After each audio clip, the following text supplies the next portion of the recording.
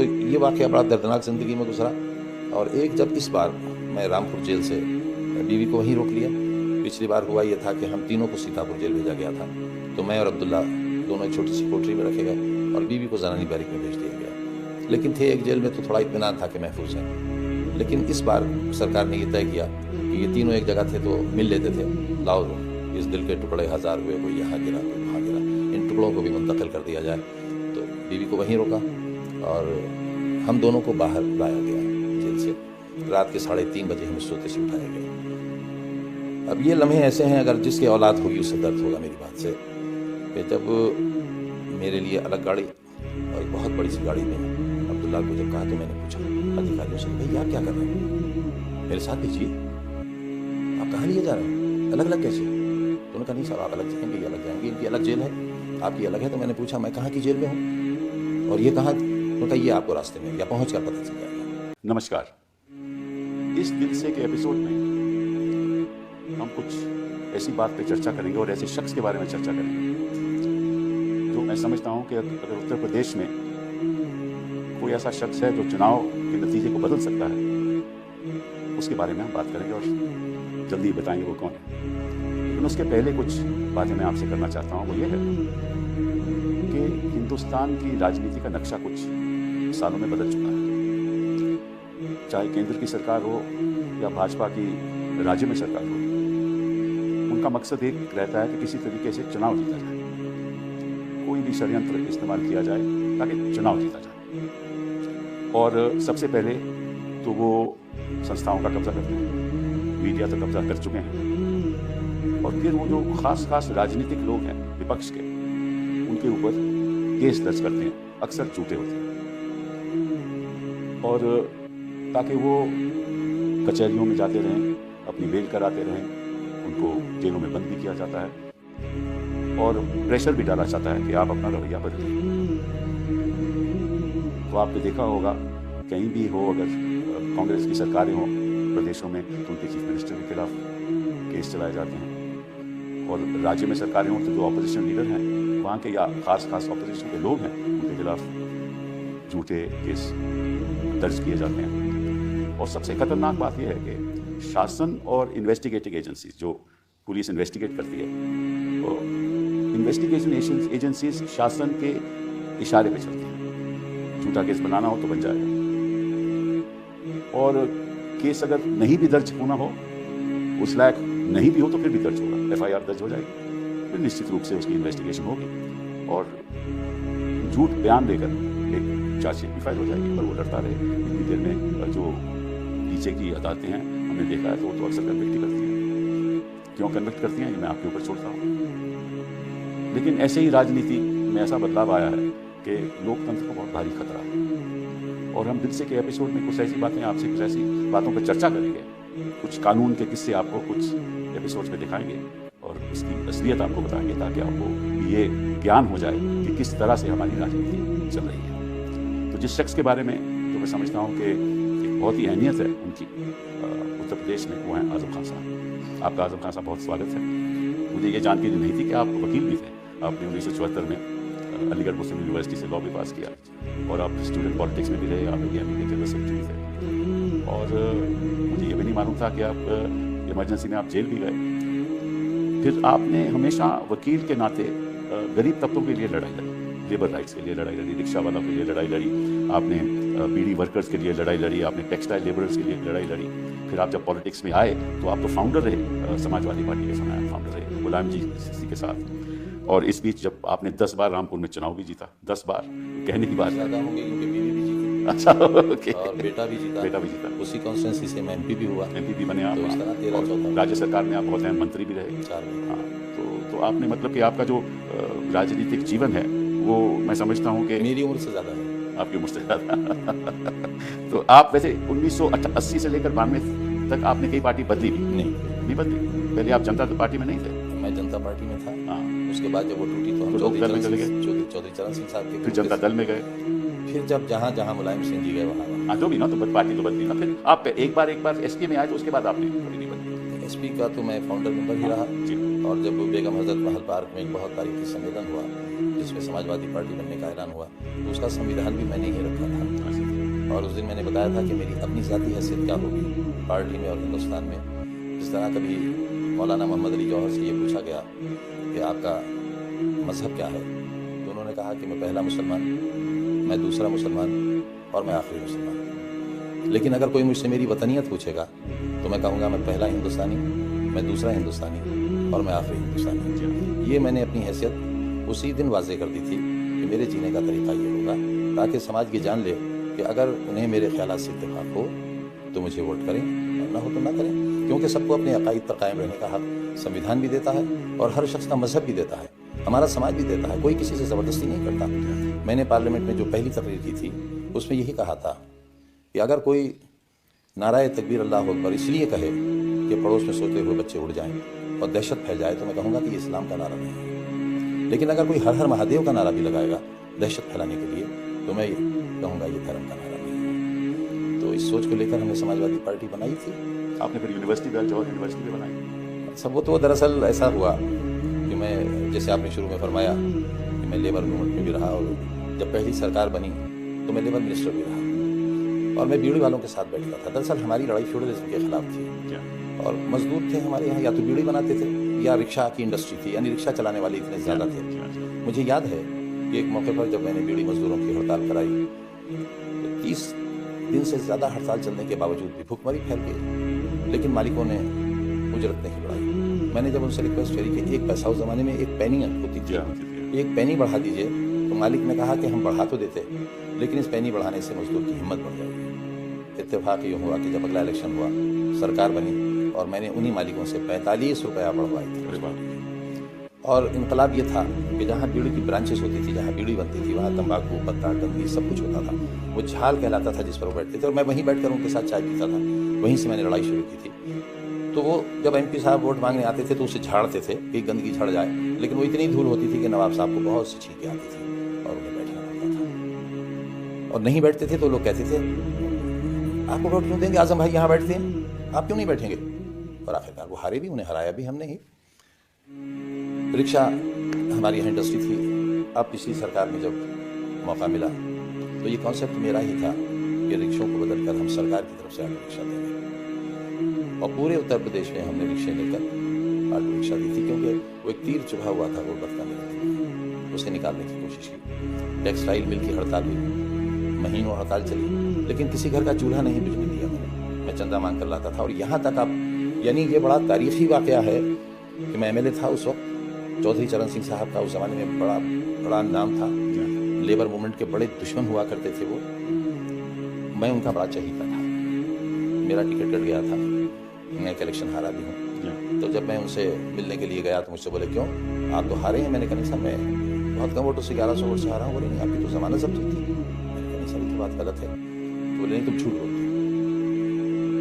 मैंने कहा साहब, हम तो हंसी में भी कोई झूठ नहीं बोलते। तो उन्होंने अपना चश्मा उतारा, जिसे मैंने लगा रखा है इसी का, चश्मा उतारा और कहा अपने पीछे से ज़रा वो इलेक्शन कमीशन की किताब लाओ, ये झूठ नहीं बोलते हैं साहब। तो किताब उन्होंने देखी और जितने वोट मैंने बताए थे, मैं 1100 कुछ वोट से हारा था नवाबों से। और इसलिए हारा था कि मैं बहुत छोटा था। मैं समझता था मैं शहर की कॉन्स्टिट्यूंसी से लड़ रहा हूँ, तो ये जो देहात है इससे मेरा क्या लेना देना, जबकि 40% वोट वहाँ था। उस ज़माने में ना मोबाइल थे ना टीवी था, स्टेंसिल से दीवारों पर छापा जाता था, हैंडल साइकिल से हम बांटा करते थे। ये वो ज़माना था। तो जब उन्होंने देखा तो अच्छा, जिलाध्यक्ष झूठ बोल गया। एक साहब थे जिलाध्यक्ष, जिनकी बड़ी लंबी सफ़ेद दाढ़ी थी। अब पीए से कहा कि उस झूठे को पार्टी से निकालो, अध्यक्ष पद से हटाओ और आज के बाद पाबंदी है गुस्से का नहीं होगा। मुझे बी फार्म ए फार्म दोनों मिला, मैंने चुनाव लड़ा, मैं जीता। और जब जीत कर आया तो मैंने कहा कि साहब मेरी दरख्वास्त है आपसे कि जब मैं आपसे मिलने आऊँ तो आप ये समझ लें कि मैं बस से आऊँगा और सिर्फ आपसे मिलने आऊँगा। आपको सलाम करूँगा, आप जवाब देंगे, ठीक है, नहीं देंगे तब भी वापस चला जाऊँगा। उनका ख़ास इंस्ट्रक्शंस थी कि जब आप आएंगे तो मुझसे मिल पाओगे। एक दिन जब मिलने गया मैं तो उससे बोले कि बड़े कमज़ोर हो। मैंने कहा साहब, वो बड़े डरते डरते मैंने कहा कि वो टेक्सटाइल की मजदूरों की हड़ताल चल रही है और मैं ही उससे चला रहा हूँ, मालिक वीके श्रीवास्तव है, वो पैसे नहीं बना रहे। बोले चलिए हम भी कुछ। मैंने कहा साहब, चंदा इकट्ठा करने में बड़ी मेहनत लगती है, कुछ हम भी दे दें। मैंने सुन रखा था कि ये तो लेबर मूवमेंट के बड़े दुश्मन हैं। मैंने कहा साहब आप चंदा देंगे? हाँ नहीं देंगे। 1980 में उन्होंने एक रकम बताई जिसे मेरे कान कबूल नहीं किए और मैंने कहा सब जरा फरमाएंगे आपने क्या बताया? भाई 25,000 हम भी दे देंगे। वो आज के 25 लाख से भी शायद ज़्यादा है। वो 25,000 में छोटा सा ब्रीफकेस लेके जाता था जिसमें एक जोड़ा कपड़े होते थे, उसमें रखे। लेकिन उस वक्त लोग थैला छीन कर भागते नहीं थे। तो मैं बस से आया और वो पैसा लगाया मैंने, उसमें से तकरीबन 11,000 कुछ रुपए बच गए। ये पैसा बड़े मुबारक हुए। वो पैसे हड़ताल तय हो गई और 45 रुपए की मांग थी हमारी, 47 रुपए दिए गए। लेकिन मालिक की ये शर्त थी कि इसका ऐलान आप नहीं करेंगे, नवाब साहब करेंगे। मैंने कहा मजदूर को मिल जाए, नवाब साहब भी कर दें। ऐलान उन्होंने किया था। तो जब ये पैसे मैं वापस लेकर आया तो मुझसे दफ्तर में सबने कहा कि भाई इसमें का बेवकूफ़ पहली बार आया है। हमारी पेशी हुई चौधरी साहब के सामने, वो फर्श लगा था, होता था, चादर बहुत गाँव तक ये, बहुत हसीन पर्सनैलिटी थी उनकी, लंबी चूड़ीदार पाजामा, शेरवानी, सफ़ेद टोपी। बोले क्यों, कैसे आए? मैंने कहा वो आपके पैसे बड़े मुबारक साबित हुए, हड़ताल का फैसला हो गया, हमारे हक में हुआ और ये पैसे बचे। क्यों ना, तो हमने तुम्हें दिए थे? मैंने सब आपने मुझे नहीं दिए थे, हड़ताल को दिए थे। तो बोले अच्छा भाई देखो ये वापस तो लेंगे नहीं। तो मधुली में जी का बाई इलेक्शन चल रहा था, तो बोले इनकी तरफ से डोनेशन शामिल करने पैसा। तो इस तरह गरीबों से जुड़ा रहा और वो एहसास आज भी मेरे अंदर चलता है। लेकिन आपने स्टूडेंट पॉलिटिक्स भी की और इमरजेंसी में सुना है कि आप जेल भी गए। जी, मैं उसके बारे में बताएंगे कुछ? पौने 2 साल रहा। दरअसल एक बहुत बड़े आदमी थे, वो एग्जीक्यूटिव काउंसिल के मेंबर हुए थे, यूनुस हासा, मोहम्मद यूनुस हासा। हाँ, जानते हैं, सब लोग जानते हैं। अब अफगानिस्तानी पठान थे। मेरे नाम में पता नहीं बड़ों ने खां क्यों लगा दिया था, ये तो मुझे नहीं मालूम, लेकिन हाँ उनका मालूम है कि वो वाकई नस्ली पठान थे। उस साल कुछ ऐसा हुआ कि मैं भी मेंबर था, यूनियन का सेक्रेटरी होने के नाते एग्जीक्यूटिव काउंसिल का, एकेडमिक काउंसिल का मैं भी मेंबर था। AM खुसरो वाइस चांसलर हुआ करते थे। मीटिंग हो रही थी और उस साल मुसलमान बच्चे बहुत बड़ी तादाद में बड़ी अच्छी परसेंटेज लेकर आए थे। वो एक इत्तेफाकी साल था। मैं चाहता था कि यूनिवर्सिटी के इख्तियार में था सेक्शंस बढ़ा दिए जाए। यूनुस ने उसकी मुखालिफत की। स्टूडेंट्स ने पूरा कैंपस घेर रखा था, हज़ारों स्टूडेंट थे। डर ये था क्लैश ना हो जाए। तो मैंने VC से कहा कि इस मसले को हल कर दीजिए, आपको सिर्फ एक मीटिंग बुलाना है और मसला हल हो जाएगा। आप फर्स्ट क्लास जिनकी आई है उनको दाखिला दे दीजिए, आप कोई सिफारिश मानिए मत। तो यूनुस ने कुछ हल की बात कही, तो जाहिर है हल की बात का भारी जवाब देना जरूरी था। वो नाराज़ हो गए। चंद रोज़ पहले ही हमने यूनियन में उनको इस्तकबालिया दिया था, लाइफ मेंबर बनाया था। तो सबसे पहले तो जाहिर पठान आदमी थे, उन्होंने लाइफ मेंबरशिप से इस्तीफ़ा दिया, तो मैंने एक्सेप्ट कर लिया। बस वो सरगंजा हुआ कि चील कब्बों का हमारा सर मिल गया। उसी वक्त इमरजेंसी लग गई और यूनुस खान साहब ने हमें गिरफ्तार कराया। गिरफ्तारी भी बहुत शानदार हुई, बहुत शानदार गिरफ्तारी हुई। कितने साल रहे आप? मैं साहब पौने 2 साल तकरीबन रहा। पहले अलीगढ़ जेल में रहा, DIR में जब मेरी ज़मानत हो गई। और उन्होंने मुझे गिरफ्तारी के बाद एक ऐसी कोठरी में रखवाया जिसमें वो कोठरी मेरे नसीब का हिस्सा बनी हुई है, जिसमें सुंदर डाकू रहता था जिसे बातें फांसी हुई थी। तो बड़ी तकलीफ कोठरी थी, ज़मीन के अंदर थी और 24 घंटे में थोड़ी देर निकाला जाता था। पेशाब पखाना भी, कुंडली उसमें राख पड़ी होती थी। और ये मेरे 2 दाढ़े नीचे और 2 दाढ़े इधर की बिल्कुल नहीं है। मुझे आज भी खाना खाने में तकलीफ होती है। जो नाश्ते में हमें चने दिए जाते थे या मुझे, वो इतने सख्त होते थे कि चना नहीं टूटता था, दाढ़ टूट के निकल जाती थी। तो 20 दिन बाद मेरे लिख कर देने पर कि मैं अंधा हो जाऊँगा यहाँ के अंधेरे से, तब मुझे बैरिक में शिफ्ट किया गया। और ये भी एक अजीब बात है। इल्ज़ाम क्या था आपके खिलाफ? सर देशद्रोह का था। उस समय क्या था? आप स्टूडेंट थे? मैं LLM फाइनल सेमेस्टर का स्टूडेंट था, यूनियन सेक्रेटरी था। अब ये तो यूनुस खान साहब बता सकेंगे या उस वक्त की सरकार बता सकेगी। बाद में फिर जब DIR में ज़मानत हो गई तो मीसा सर हुआ हम पर। और मीसा जब हुआ तो जाहिर है माँ तो माँ होती है। माँ जब मिलने के लिए आई तो एक बड़ा सा मिरर आया। एक रूम में पहले से उन्हें बैठा दिया गया, एक रूम में मैं था और मिरर में माँ को दिखा दिया गया और माँ को मुझे दिखा दिया गया। जाहिर है ये वो लम्हे थे। एक तो ये वाक़या बड़ा दर्दनाक ज़िंदगी में गुजरा। और एक जब इस बार मैं रामपुर जेल से बीवी को वहीं रोक लिया। पिछली बार हुआ ये था कि हम तीनों को सीतापुर जेल भेजा गया था। तो मैं और अब्दुल्ला दोनों एक छोटी सी कोठरी में रखे गए और बीवी को ज़नानी बैरिक में भेज दिया गया। लेकिन थे एक जेल में तो थोड़ा इत्मीनान था कि महफूज हैं। लेकिन इस बार सरकार ने ये तय किया कि ये तीनों एक जगह थे तो मिल लेते थे। लाओ इस दिल के टुकड़े 1000 हुए, कोई यहाँ गिरा कोई वहाँ गिरा, इन टुकड़ों को भी मुंतकिल कर दिया जाए। तो बीवी को वहीं रोका और हम दोनों को बाहर लाया गया जेल से। रात के 3:30 बजे हम सोते से उठाया गया। अब ये लम्हे ऐसे हैं, अगर जिसकी औलाद होगी उससे दर्द होगा मेरी बात से, कि जब मेरे लिए अलग गाड़ी और एक बहुत बड़ी सी गाड़ी में अब्दुल्ला को जब कहा तो मैंने पूछा अधिकारियों से, भैया आप क्या कर रहे हैं, मेरे साथ भेजिए, आप कहाँ लिए जा रहे हैं, अलग अलग कैसे? तो उन्होंने कहा नहीं साहब आप अलग जाएंगे, ये अलग जाएंगे, इनकी अलग जेल है, आपकी अलग है। तो मैंने पूछा मैं कहाँ की जेल में हूँ और ये कहाँ? उन्होंने कहा ये आपको रास्ते में या पहुँच कर पता चल जाएगा। मैं सुन रहा था जेल में के एनकाउंटर्स हो रहे हैं, बहुत दिल में अजीब सी कैफियत हुई। और उस वक्त जब हम दोनों गले मिलके जुदा हुए तो मैंने कहा बेटे, जिंदगी रही तो मिलेंगे और नहीं मिली तो ऊपर मिलेंगे। मुझे लगता नहीं था कि हम मिल पाएंगे। और लेकिन वो रात ये जब और अगला दिन बहुत सा गुजरा था जब तक ये मालूम नहीं हो गया कि वो जिंदा है। ये बताइए कि ये सब आपके खिलाफ जो होने लगा ये 2017 के बाद हुआ, क्योंकि जब सरकार बदली और नई सरकार बनी उत्तर प्रदेश में तो ये सब मुकदमे आपके खिलाफ किए गए। और मैं कुछ देख रहा था कि एक मुकदमा किया गया कि आपने जो अली जौहर यूनिवर्सिटी है उसने किसानों के ज़मीन पे कब्जा कर रखा। 4.25 बीघा जमीन, हाँ मुझे मालूम है, 4.25 बीघा जमीन और 27 दावेदार एक ही परिवार के। जी हाँ। मैंने उन्हें बुलाया और मैंने उनसे कहा कि भाई आपकी जहाँ ज़मीन है आप ज़मीन पर कब्जा ले लीजिए। तो उन्होंने कहा हमें तो मालूम नहीं। मैंने कहा भाई मुझे भी मालूम नहीं। ये तो रेवेन्यू ऑफिसर ने FIR लगाई जी, रेवेन्यू ऑफिसर ने FIR, लेकिन उस पर क्रिमिनल धाराएं, हर चीज़ में, सिविल मैटर्स में सब में क्रिमिनल धाराएं लगाई गई। मुर्गी चोरी करूंगा वो तो बात की बात है, इसमें मैं आपको कुछ उसमें मैं अर्ज करूंगा आपसे कि जब मैंने उन्हें बुलाया फिर मैंने उनसे कहा कि भाई पैसा ले लो, जो रेट उन्होंने लिया है वो ले लो, तुम्हें ज़मीन नहीं मिल रही, मुझे भी नहीं मिल रही, लेकिन मेरी जान बख्शी कर दो, पैसा ले लो। तो उन्होंने कहा अगर पैसा लेंगे तो DM मार डालेगा, पैसा भी नहीं लिया।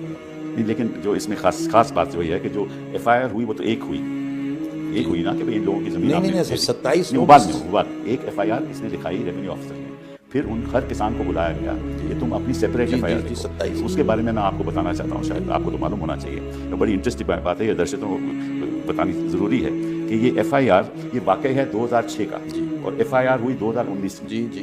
कानून ये कहता है कि अगर किसी को किसी चीज़ की शिकायत हो तो वो तुरंत FIR करेगा, तो किसी की ऑब्वियसली कोई शिकायत नहीं थी। इस पर सुप्रीम कोर्ट के कई फैसले हैं, हम जानते हैं, मैं तो इसीलिए दर्शकों को कुछ बात बताना चाहता हूँ। तो ये FIR 13 साल बाद हुई जी। और उसमें इंटरेस्टिंग बात यह है कि कब हुई ये 13 जुलाई 2019 में पहली हुई 4:56 पे, फिर 13 जुलाई 5:47 पे, फिर 14 जुलाई 1:21 पे, फिर 15 जुलाई 11:14 पे, फिर 16 जुलाई को 1, 2, 3, 4, 5, 6, 7, 8 FIR हुई और उसका टाइम है 22:22, दैट मीन 10:22, फिर 10:34, फिर 10:44, फिर 10:42, फिर 11:02, फिर 11:11, फिर 11:18।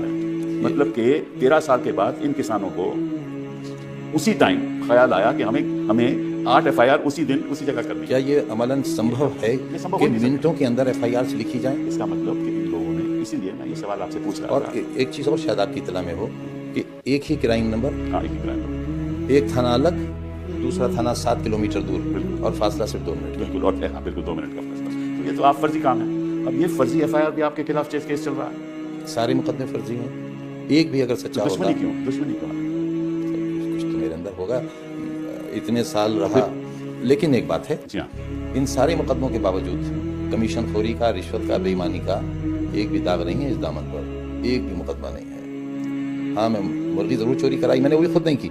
अगर खुद करता तो मुर्गी तो मिल जाती, वो भी मैंने चोरी कराई। उसमें तो सब मुकदमों में 120, दैट इज कंस्पिरेसी आपके खिलाफ लगा। 21 साल की सजा, 21 साल की सजा, 36 लाख रुपए जुर्माना जी हाँ। सिर्फ एक मुकदमे में। मुझे तो कुदरत से कई लाख साल की उम्र मांग के लाना पड़ेगी। अजीब और गरीब आपके खिलाफ हो रहा है, क्यों हो रहा है, कैसे हो रहा है, किस लिए हो रहा है? हमारे साथ तो बहुत से चीफ मिनिस्टर्स रहे। मैं इतने लंबे अरसे विधानसभा में रहा, मैं आज भी सीनियर मोस्ट वहाँ का रहा हुआ MLA हूँ, लेकिन सभी इस कदर अच्छे वारसे ताल्लुकात रखते थे। हाउस के अंदर बड़ी सख्त बयानी होती थी और मेरा तो आलम यह था, अल्हम्दुलिल्लाह आज भी है, कि जब मैं बोलता था तो सुई की आवाज़ भी सुनाई देती थी। अपोजिशन के लोग भी मेरी तकलीफ सुनते थे कि मैं क्या कह रहा हूँ। बाहर निकलकर मुझसे चीफ मिनिस्टर्स कहते थे, भाई नाराज़ तो नहीं हो। ये रिश्ते होते थे हमारे। 1980 का दंगा हुआ मुरादाबाद में, Vishwanath Pratap Singh chief minister, opening speech मेरी, और क्या आलम था। हिंदुस्तान टाइम्स ने लिखा था उस दिन, हेडलाइन थी, a heart rending speech in Uttar Pradesh Vidhan Sabha. मुझसे मैं जब तकरीर करके बैठा तो विश्वनाथ प्रताप सिंह जी खड़े हुए और बोले, आपने जो कुछ कहा है बिल्कुल सही है, ये आप रिकॉर्ड से चेक कर सकते हैं, मैं मुजरिम हूँ, मेरी सज़ा तजवीज़ कीजिए। मैं एकदम खड़ा हुआ और मैंने कहा कि आपकी सज़ा ये है। बल्कि शुरू मैंने यूँ किया कि ये आपकी शराफत और जमहूरियत की जीत है कि एक मुख्यमंत्री अपने जुर्म का इकरार कर रहे हैं और अपनी सज़ा पूछना चाहते हैं। तो सिर्फ आपकी सज़ा यह है कि आप अभी अपने इस्तीफे का ऐलान कर दीजिए। तो पूरा हाउस रूलिंग पंजों पर खड़ा हो गया, हाउस एडजॉर्न हो गया, मैं बाहर आ गया। लेकिन बाहर निकलते ही हाथ मिलाया, जो करवाहट जो आज कुछ नहीं, तसव्वुर नहीं, बल्कि हम तो अपनी जेबों में पर्चे रखते थे, किसी के ट्रांसफर का, किसी की बीमारी का। हाउस में लड़ाई और बाहर जैसे चीफ मिनिस्टर निकले, उन्होंने हाथ बढ़ाया, हमने हाथ में 2 पर्चियां दे दी। उसी वक्त काम हो जाता था। तो लड़ाई का तो हमें फ़ायदा होता था, क्योंकि उस वक्त नफ़रतें नहीं थी, हिकारत नहीं थी, एक दूसरे को जलील नहीं करते थे, बर्बाद नहीं करते थे। आज एक और किस्सा है आपके बारे में, एक आरोप लगा है और उसका भी वाक़या 2016 का है और FIR हुई 2019 में, जिसमें कहा गया कुछ लोगों ने कि आपके लोगों ने आके उनके घर ढा दिया। क्या जी साहब, घर ध्वस्त कर दिया? 4 नवंबर 2016 को। 16 उससे पहले ज़मीनों पर सरकार ने कब्जे लिए। मेरा गुनाह यह है कि मैं वज़ीर था, सरकार ने कब्जा लिया, कब्जा लेने में भी कुछ वक्त लगा होगा। उस पर मल्टी स्टोरी बहुत बड़ी इमारत बनी गरीबों के लिए, आसरा योजना। आसरा नाम भी मेरा ही रखा हुआ था। अच्छा, 1.5 साल तो लगा होगा। क्या? फिर उसका अलॉटमेंट हुआ। 4 तारीख को अलॉटमेंट हो गया, लोगों ने कब्जे भी ले लिए और 6 तारीख को FIR होती है कि साहब आज हमारे मकान तोड़कर उसे पायल, खंडवे और मुर्गी चुरा ली गई। लेकिन जब अदालत में वो डब्बे खोले गए, चोरी FIR में है कि सोने की पायल, चांदी की पायल, सोने की चूड़ियाँ, सोने के बुंदे, लेकिन जब डब्बे खोले गए तो एक डब्बे में एक सामान निकला, फिर एक के बजाय 2 डब्बे आए अगली तारीख पर, 2 में सामान निकला, फिर 2 का घटकर 1 हो गया और सामान वो निकला जो इन सड़कों पर मिलता है, वो मसूल वाला। उसमें किसी में सोने और चांदी का कोई आइटम। लेकिन प्रोसिक्यूशन ने सुना है, उन्होंने वहाँ जो मैप रखा वो किसी और जगह का मैप था कि यहाँ दूसरी जगह का वहाँ लगा दिया और हाईकोर्ट ने उस पर बहुत बुरा माना, बहुत बुरा माना। तो ये जो केस हैं लगभग 94 केस, इनमें सबके आप 114 नहीं, वो तो पुराने कुछ है ना, जो खत्म भी हो गए, विड्रॉ भी हो गए, वो भी उन्होंने बीच में लगा दिया। लेकिन अभी जो केस लाइव है, रीओपन करें ना, फिर हाँ हो सकता है। लेकिन 94 केसेज हैं, उनमें से आपको सभी में बेल रखी है, फिलहाल तो सब में बेल है। वो तो आप ही तो देख रहे हैं। नहीं वो तो ठीक है, लेकिन उसमें आप क्या करते हैं कि जब बेल हो जाती है तो एक और सेक्शन IPC का लगा 3 धाराएं बढ़ाती ताकि मैं रोक लिया जाऊं। मैंने तो बंधा हुआ सामान खोल लिया था, फिर रहना है। तो इसके पीछे आपके कोई तो आप में ख्याल आता होगा कि इसके पीछे क्यों हो रहा है ऐसा? देखिए, पहले हम एक दूसरे की सियासी मुखालिफत करते थे, जनता में अपनी बात कहते थे, जनता वोट देती थी। अब ऐसा नहीं है। अब सरकार चलाने वाले वोट मांगते नहीं, वोट छीन लेते हैं। पूरे मोहल्ले सील कर दिए गए, घरों में बाहर से डंडेला लगाकर ताले डाल दिए गए, लाठी चार्ज हुआ, दरोगा लोग तमंचे लेकर दौड़े, कौन वोट डालने निकलेगा। अब इस तरह की नफरतें, डराया जाता है, धमकाया जाता है, रिश्तेदारों को प्रताड़ित किया जाता है। अब मेरा छोटा सा शादी घर था, वो मेरी बच्चों की रोजी रोटी का, जिस दिन शादी होती थी पुलिस चली जाती थी कि साहब एक तिजोरी चोरी हुई है, उसकी तलाश कर रहे हैं। बाराती भाग जाते थे, मुझे पैसे वापस करना पड़ते थे, या तो वीरान हो गया। तो इस तरह से माशी मार भी हुई। अब ये मुकदमा जिस तरह से हम लड़ रहे हैं, आप जान सकते हैं। मैं घर बेच रहा हूँ तो कोई घर खरीदने नहीं आता। मैंने पूछा क्यों नहीं खरीद रहे हो? बोले भाई आपसे कौन खरीदेगा, तो मार डालेगी पुलिस ने कि आपने क्यों खरीद लिया इसका मुजरिम का घर। एक केस जौहर यूनिवर्सिटी पे ही था कि भैया कोई म्यूनिसिपल कॉरपोरेशन के कोई मशीनें थी, वो क्या केस था जरा बताइए। वो ये कहा गया कि एक मशीन बरामद हुई। कौन सी मशीन, किस किस्म? ये जो धूल साफ करती है, अच्छा, छोटी मशीन थी। और उसके नेक्स्ट डे जो चेयरपर्सन थी, जिनके शौहर आज भी अजहर अली खान जेल में, म्यूनिसिपल कॉरपोरेशन की मशीन, जी रामपुर में, ये कहा कि ये म्यूनिसिपल बोर्ड की एक पब्लिक के आदमी से, जो पुलिस का मुखबिर है, उससे FIR कराई गई कि नगर पालिका की एक मशीन है जो यूनिवर्सिटी में है। हमसे कोई मतलब नहीं, अगर आप कोई चीज़ ला कर रख देंगे तो हमको जिम्मेदार थोड़ा ही। पुलिस लगी हुई है यूनिवर्सिटी गेट पर, पुलिस का पहरा है, मैं जेल में हूँ, तो मैं कहाँ से रख दूंगा लाकर। वेरी नेक्स्ट डे चेयरपर्सन का स्टेटमेंट आया। उन्होंने कहा कि नगर पालिका की जितनी मशीनें थी उन सब की मौजूदगी है, उन सब की रसीदें हैं, मौके पर आप देख सकते हैं। ये मशीन इस नंबर की हमारे यहाँ कभी आई ही नहीं, ना ये हमारी है जिसे आप हमारी कह रहे हैं। इनको पता कैसे चला कि ये मशीन यहाँ है? सब तो गैब का हाल है, उनको मालूम रहता है। नहीं ऐसा नहीं हुआ। उनको ये कि कोई 2 लड़के कुछ जुआ खेल रहे थे, उनको पकड़ा गया। वो बच्चे तो बेचारे ताश खेल रहे, मैं बता रहा हूँ, वो ताश खेल रहे, वो पकड़े गए। उनको जब गिरफ्तार किया गया तो उन्होंने ये बात बताई कि इस जगह पे ये जमीन, इस जमीन पे ये मशीन ना, उन्होंने कहा वो तो पुलिस जो चाहे लिख, मैं ये कह रहा हूँ ना। और फिर उन्होंने कहा कि यहाँ कब्र खोदी गई और ये मशीन कब्र में, अच्छा आप ये बता दी, और उसकी काट दिया गया मशीन को। अब कौन बैठेगा मशीन काटने? जब अपना दामन फैलाया तो सोने चांदी से भर गया, नोटों से भर गया। मैंने उससे अपने लिए सोने चांदी के कंगन नहीं खरीदे। इतनी बड़ी यूनिवर्सिटी बनाने वाला इतना घटिया काम करेगा? नहीं, वो मशीन काटेगा कहाँ से, काटेगा कैसे? सब वही तो बताएंगे। तो बर्डन ऑफ प्रूफ तो उन पर है, लेकिन बताना मुझे पड़ रहा है। कुछ ऐसे केस में आपकी गिरफ्तारी हो रही है, आपको बेल नहीं मिल रही, अदालत बेल नहीं दे रही, अदालत सुनवाई नहीं करती, अब होगा क्या? आपको एक मजेदार मुकदमा और आपके पास आएगा। मैं 4थी बार वजीर हूँ, जेड सिक्योरिटी है मेरे पास। बीवी मेरी उस वक्त एसोसिएट प्रोफेसर थी। वजीर रहते हुए, बीवी सर्विस में होते हुए, जो शख्स बीड़ी सिगरेट नहीं पीता है, मैंने शराब की दुकान लूटी है जनाब। अच्छा।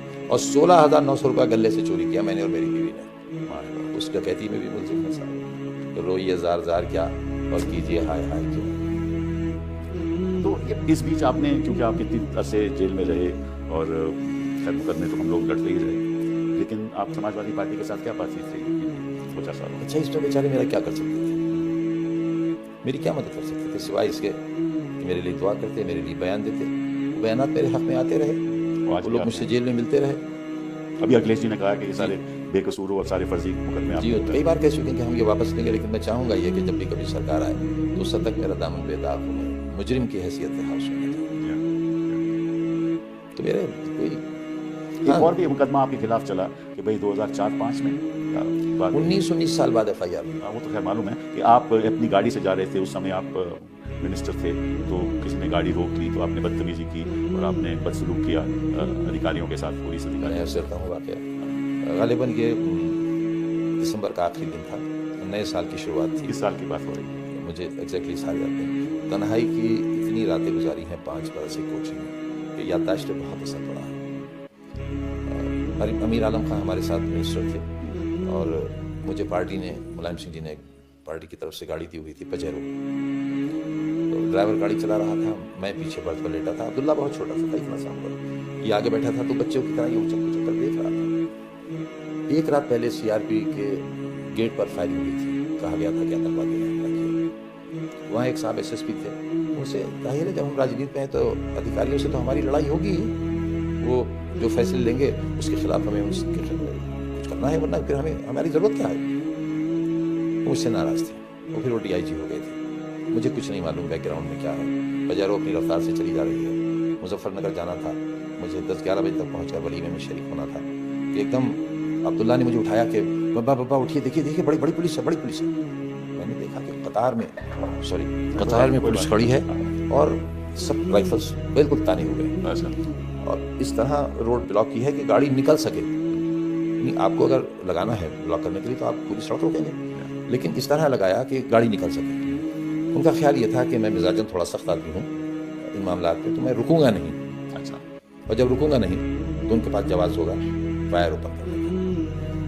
मैंने गाड़ी रोक ली, शीशा उतारा। एक समखान करके ही इंस्पेक्टर थे, उसके छजलाइट थाना मुरादाबाद जिला, नंगा रिवाल्वर हाथ में खुला हुआ उनके, मेरे सीने पर उन्होंने तान कर कहा कि गाड़ी से उतरिए। तो मैंने कहा भाई कसूर तो बताइए। तो उन्होंने कहा रेडियोग्राम है ये, और ये रेडियोग्राम ये था कि काले रंग की, डार्क ग्रीन कलर की गाड़ी थी, कि काले रंग की गाड़ी आ रही है रामपुर की तरफ से जिसमें आतंकवादी भी हो सकते हैं। यानी मुझे मारने के लिए क्या जस्टिफिकेशन था। लिहाजा मैं उतरा और मैंने ड्राइवर से कहा कि बच्चे को लेकर खेतों में दूर चले जाओ ताकि अगर फायरिंग हो तो बच्चा बच जाए। और मैं सड़क के पास फुटपाथ थी, फुटपाथ के पीछे जो ज़मीन थी वहाँ मैं पालथी मारकर बैठ गया। मैंने कहा नहीं, मैं अंदर नहीं जाऊँगा। जोहर की नमाज से लोग बाहर निकल रहे थे, मैं जिसने भी देखा, अरे आज़म भाई अस्सलाम वालेकुम, आप कैसे? मैंने कहा भाई रोक लिया है। वो लोग जमा होने लगे और काफ़ी लोग हो गए, सारे MLAs मुरादाबाद के आ गए, फिर DM SP दोनों आए। अच्छा, और फोटो है कि उन्होंने मुझसे कहा कि साहब इससे गलती हुई, आपको पहचाना नहीं। मैंने कहा नहीं साहब, इसने तो मेरा नाम लेकर मुझसे पूछा, लेकिन फिर भी आप क्या चाहते हैं? बोले हम चाहते हैं कि आप चले जाइए, तो इसकी गलती है, इसने आपको गलत रोका। तो मैंने सबसे कहा कि भाई मामला ख़त्म हो गया, आप जाइए, मैंने आपको बुलाया भी नहीं था। सारे लोग चले गए और मैं इस ख्याल से कि शाम हो गई है, वलीमा ख़त्म हो गया होगा। मैंने कहा चलो यार दिल्ली चल रहे हैं, एक दिन आराम करेंगे और फिर रामपुर आएंगे। UP भवन गया, वो कमरे में जैसे TV ऑन किया, पट्टी चल रही थी, आजम खां पर फला था रहा हूँ, मुकदमा दर्ज हो गया। उसमें साहब सज़ा हो गई, मुझे मेरी मेंबरशिप चली गई। और देखिए मेरी मेंबरशिप अभी हुक्म हुआ, उसी वक्त इलेक्शन कमीशन ने सीट वैकेंट डिक्लेयर कर दी और 5 घंटे बाद नया इलेक्शन डिक्लेयर कर दिया। मगर साहब ऐसा भी हुआ है इसी देश में, कभी होता ही नहीं। ऐसा भी हुआ है कि बड़ा नाम है, अब मैं नाम नहीं लूँगा, एक गलती से मैंने ले दिया था कि जब उनके खिलाफ ये फैसला हुआ तो वो डिस्ट्रिक्ट कोर्ट गए, वहाँ खारिज हुआ, हाई कोर्ट गए, वहाँ खारिज हुआ, सुप्रीम कोर्ट से रिलीफ मिलने तक ना तो एक्शन। आप आजम खां होना। हाँ साहब, तो हैसियत है, आप देखिए मेरा हक, आपकी वजह से उत्तर प्रदेश का चुनाव के नतीजे भी बदल सकते हैं। आपकी इतनी अहमियत तो है समाज में, आप मालूम, सबको मालूम है कि आप मुस्लिम कम्युनिटी, बकरी चोर, किताब चोर, फर्नीचर। आपने गाय की जो घंटी होती है गले की, वो भी कहते हैं आपने चुराई। असल में दुख इस बात का है कि इतनी बड़ी ताकत वाले लोगों ने अपने स्तर के इल्जाम लगाए, मेरे स्तर के इल्जाम लगाना चाहिए था। ये दुख है। और कौन से इल्जाम थे आपके खिलाफ? पायल चोरी। पायल चोरी कैसे, मतलब आपने नहीं की, किसी और ने की? मैंने कंस्पिरेसी कहा आपकी थी। पायल चोरी किसी और ने की, लेकिन कंस्पिरेसी जो दिमाग था, कंस्पिरेसी थी वो आप थी। हाँ, और वो एक पायल चोरी हो गई और एक बकरी चोरी। जी, बकरी चोरी, भैंस चोरी, भैंस चोरी, फर्नीचर चोरी। फर्नीचर चोरी। कहाँ रखते थे आप फर्नीचर? साहब ये फर्नीचर जो चोरी का है वो यूनिवर्सिटी का फर्नीचर है। अच्छा। मैं कलकत्ते जाता था वजीर रहकर, स्टेट गेस्ट रहता था, वो लाल बत्ती गाड़ी मिलती थी, वो मेरी कौम के गरीब लोग कबाड़ी थे, तो जब मैं जाता था तो आवाज़ें आती थी, अरे ननवा, अरे मुनवा, आओ आजम भाई आ गए, आजम भाई आ गए। और वहाँ कबाड़ का बहुत सामान लगा होता था, क्योंकि बड़ी बड़ी हवेलियाँ होती थी, वो टूट कर लोग मल्टी स्टोरी बिल्डिंग्स बना रहे थे, तो कौड़ियों के दाम अलमारियाँ, मेज़ें, कुर्सियाँ बेच जाते थे, वो मैं जाकर खरीद लेता था। तो जो मेज़ में 200 रुपये में लाता था, अलमारी 200, 300, 400 रुपये में, वो ट्रकों की रसीदें हैं मेरे पास आज भी। अच्छा। फिर मैं लाकर उनकी मरम्मत कराता था, उन पर पॉलिश कराता था। आप आकर देखिए, कलकत्ता में बहुत बड़े बड़े शोरूम्स हैं जो उन सामान को खरीद कर जिस तरह मैं तैयार कराता हूँ उस तरह तैयार कराते थे, और जो अलमारी मैं 200 रुपये की खरीद कर लाता था उसकी कीमत उस शोरूम में, क्योंकि वो टीक वुड की अलमारी होती थी, बेहतरीन कार्विंग, 2 लाख, 3 लाख, 5 लाख, 10 लाख, 20 लाख ऐसी मेज़ें हैं मेरे पास जिनकी कार्विंग देखकर आपको हैरत हो जाएगी, ये हमने देखा ही नहीं था कहीं। ये सब वो मैं लाता था, लाकर बनवाता था, वो पुलिस अपने ट्रकों में रखकर वो ले गई, मेरी किताबें ले गए और मुझे चोर। अच्छा, ये बताइए कि ये अली जौहर यूनिवर्सिटी जो आपने बनाई, इसके पीछे ख्यालात क्या थे और कब आपने बनाई? ये सब जब मैं पढ़ता था तो अक्सर एक शेर वहाँ बड़ा मशहूर था कि चश्मे सैयद यानी सर सैयद, चश्मे सैयद निगरां है कि फिर उठे शायद कोई दीवाना अलीगढ़ के बयाबानों से, तब दिल में ख्वाहिश होती थी अल्लाह ये काम तो मुझसे ले ले, और हुआ भी यही कि सर सैयद की इस मिशन के बाद शायद मेरे अलावा कोई इस काम को नहीं कर सका। और ये काम कुछ इस तरह हुआ कि जब सर सैयद साइंटिफिक सोसाइटी उन्होंने बनाई तब ब्रिटिश सरकार थी, और वो बहुत करीब थे ब्रिटिश सरकार के, उन्हें खान बहादुर का लक़ब मिला, उन्हें सर का लक़ब मिला, और उन्होंने मोहम्मदन एंग्लो ओरिएंटल कॉलेज के नाम से कॉलेज बनाया। उनकी ज़िंदगी में Strachey Hall, Victoria Gate, SM North कहलाता है, बस वो इलाका बना था। और उनके इंतकाल के ग़ालिबन 24 या 25 बरस के बाद ब्रिटिश गवर्नमेंट ने उसे यूनिवर्सिटी बनाया। इसी तरह बनारस हिंदू यूनिवर्सिटी को मदन मोहन मालवीय जी के गुजर जाने के 18 बरस के बाद ब्रिटिश गवर्नमेंट ने यूनिवर्सिटी बनाया। और जब सर सैयद बना रहे थे, एक तस्वुर और एक यूनिवर्सिटी का ही कॉन्सेप्ट था, उन्होंने ऑक्सफोर्ड देखा, कैम्ब्रिज गए, तमाम स्टडी करने के बाद इसे बनाया था, तो उन्हें सर का लक़ब मिला था। और जब मैं बना रहा था तब नारा लग रहा था जो आज़म का सर लाएगा वही राम भक्त कहलाएगा, तो सर यहाँ भी था, सर वहाँ भी था।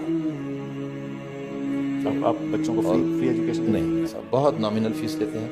हमारे स्कूल CBSE बोर्ड के स्कूल थे, और एक नवाबीन की इमारत थी जो बिल्कुल खंडहर हो गई थी, बहुत पैसा चंदा करके मैंने उसको बनाया था, वो भी गवर्नमेंट ने वापस ले ली। 99 ईयर्स लीज पर थी 2 इमारतें, और बहुत सस्ता। लीज कैंसिल हो गई, उसके लीज कैंसिल हो गई, और हमारा जितना सामान था वो भी नहीं दिया, फर्नीचर, कंप्यूटर्स, मेज कुर्सी, पंखे, कुछ नहीं दिया, सब हमारा जब्त कर दिया गया, आज तक नहीं मिला। बार बार हम लिखते हैं नहीं मिला। मेडिकल कॉलेज से हमारा बहुत सामान चोरी हुआ। जब कोविड सेंटर बनाया गया तो ये लिखकर नहीं दिया गया कि हम किस किस चीज़ का कब्जा लिया और हम क्या सामान यहाँ दे रहे हैं, वरना तरीका ये है कि यूनिवर्सिटी रजिस्ट्रार या वाइस चांसलर को एक जवाबी ख़त एक हमारा कि भाई हम इतना एरिया ले रहे हैं और इसमें ये सामान है, ये हमारे कब्जे में है, और हमारा ये सामान है जो हम वापस लेंगे। कोई लिखत पढ़त नहीं हुई और बहुत कुछ लुट गया, कोई इन्वेंट्री भी नहीं, कुछ नहीं। मैंने अक्सर देखा है कि आपके मुकदमों में जो स्पेशल कोर्ट है, जो ट्रायल कोर्ट है, वो बिल तो आपको मिलती नहीं, कभी भी नहीं मिली। शुरुआत हाई कोर्ट जाना पड़ता है, फिर हाई कोर्ट जाओ तो वहाँ भी कई महीने बाज़े दिन तो ऐसा हुआ है कि हमारी बेल पर बहस चल रही है और दौरान बहस ही ट्रांसफ़र का आदेश आ गया, दूसरे जज साहब आ गए, बहस जारी है, उनका भी आदेश आ गया, तो तीसरे जज साहब एक ही दिन। तो हमारे साथ तो कुछ ऐसा हुआ है जो शायद मुग़लों के ज़माने में भी नहीं हुआ। अंग्रेज़ों ने किए जुल्म, शायद उससे कुछ मिलते जुलते या उससे बढ़कर हमने भी किए, लेकिन कैद में उन्होंने इतनी तकलीफ़ें नहीं दी होंगी जितनी तकलीफ़ें हमें दी, और नाजियों की जेल में भी शायद। मुझे समझ नहीं आया कि आप देखिए, चलिए ये जो इल्ज़ामात आपके ऊपर लगे हुए हैं, ये कोई रिश्वत का नहीं है, कुछ मर्डर नहीं है, इसमें 120B है, इसमें कोई आप मैंने आज तक कोई जानवर हलाल नहीं किया, बकरा भी हलाल नहीं किया, मुझसे होता ही नहीं, मुर्ग हलाल नहीं किया, खा तो लेता हूँ। तो कहने का मतलब यह है कि अगर यही स्थिति है तो आपको किस किस्म की जेल में रखा गया? मुझे जेल में तो रखा ही नहीं, मुझे तो फांसी घर में रखा था, जहाँ फांसी दी जाती थी अंग्रेजों के ज़माने में। ये खास मोहब्बत आपसे साथ क्योंकि ऐसी जगह आपको रखी, कोई बात तो होगी ना? आप क्योंकि एक बड़े मुस्लिम लीडर हैं, इसलिए आपको खत्म मेरे करना दामन पर कोई दाग नहीं है, यही मेरा गुनाह है।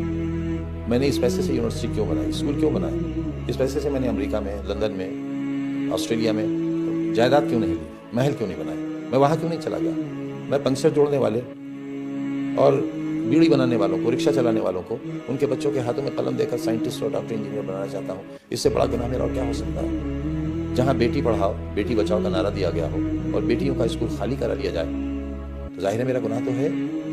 मैं प्राइमरी स्कूल, सरकारी स्कूल की फीस लेकर CBSE बोर्ड की डिग्री और सर्टिफिकेट देता था। मेरे स्कूलों का रिजल्ट सेंट मैरी और मोदी और दूसरे स्कूलों से बेहतर होता था। टॉपर्स मेरे यहाँ के ठेला चलाने वाले, रेहड़ी लगाने वाले, फल बेचने वाले के बच्चे और बच्चियों के होते थे। तो ये काम, इसीलिए तो हर चुनाव आप जीतते थे। काम तो मेरा गलत था। ये तो आपको फांसी कर रखा गया, किस हालात में रखा गया बताइए? 24 कोठरियाँ थी, उनमें सामान भरा था, सांप, बिच्छू, बिचखपड़े, और सारी रात लाठी लिए बैठे रहते थे, घर कमरे में ना घुसाए। छोटी सी कोठरी थी, पहले तो उस कोठरी में हम 2 थे, मैं और अब्दुल्ला थे 23 महीने तक। और फिर जब ये जमानत पर आ गए तो इन्हें हरदोई देर भेज दिया, मैं यहाँ दोबारा आ गया।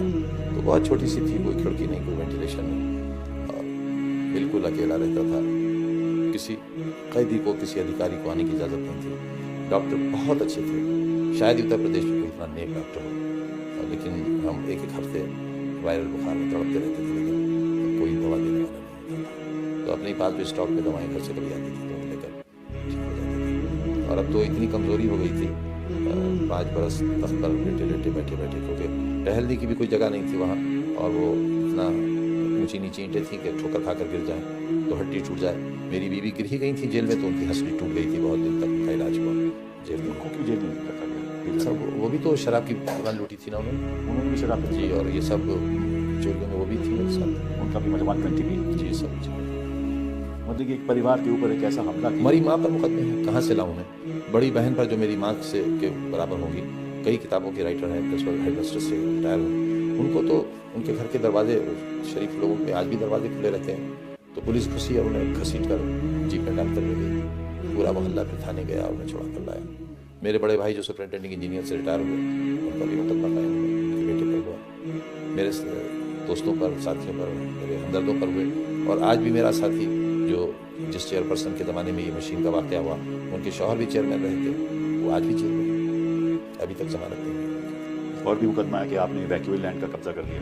क्यों कर लूँगा मैं, क्यों कर लूँगा? दूसरे में तो ऐसी हैसियत में था कि अगर मैं जायज़ तौर पर करना चाहता तो जायज़ ही करता, और जो भी किया होगा जायज़ किया होगा, मैं क्यों करूँगा? और वो सारी ज़मीन वहाँ मौजूद है, पूरी ज़मीन मौजूद है। बस ख़ता इतनी है कि उस ज़मीन के पीछे हमारी ज़मीन है। अगर मुझे मालूम होता कि ये ज़मीन का विवाद होगा तो शायद मैं वहाँ यूनिवर्सिटी बनाता ही नहीं।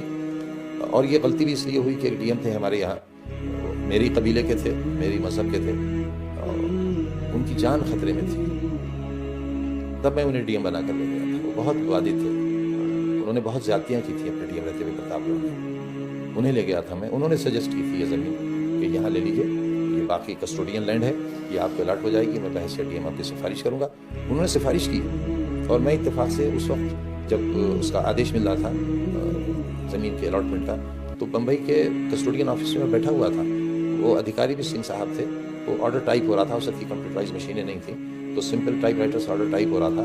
उसी वक्त एक फैक्स आया उन्हीं DM साहब का, तो कुदरत बेहतर जाने क्या करिश्मा हुआ कि उनका एक रेडियोग्राम आया मेरे बारे में कि ये तो बहुत ताकतवर आदमी है, राजनीति में इनका बड़ा दबदबा है, और ये ज़मीन खाली नहीं करेंगे अगर इनको दे दी। चुनांचे उन्होंने कहा अधिकारी ने कि भाई अगर आदेश आने के बाद भी आया होता तो शायद मैं इसे न मानता, लेकिन अब मेरा ज़मीन इजाज़त नहीं देता। हम वापस चले आए थे, तो हमारे पास तो ना वो ज़मीन थी, ना वो ज़मीन है हमारे पास, ना हमें ज़रूरत है उसकी। तो इसके पीछे ऑब्वियसली जो सोच है वो केवल राजनीति की है कि आप जैसे विपक्ष के नेता को किसी तरीके से ख़त्म करना, उसके राजनीतिक जो फ्यूचर है उसको ख़त्म करना। कैसे? और बेटे के फ्यूचर, आप मेरे साथ चलिए, हाईवे पर चलिए।